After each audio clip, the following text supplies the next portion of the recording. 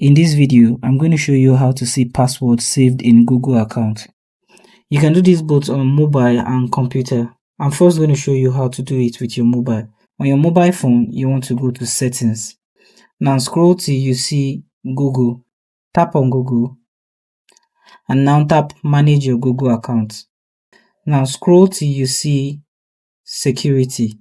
Tap on security and scroll all the way to the bottom. Now you're going to see password manager. Tap on manage password and this will show you all the password that has been backed up to your Google account.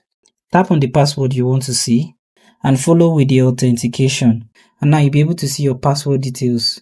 Tap on the eye icon and you should be able to see your saved password.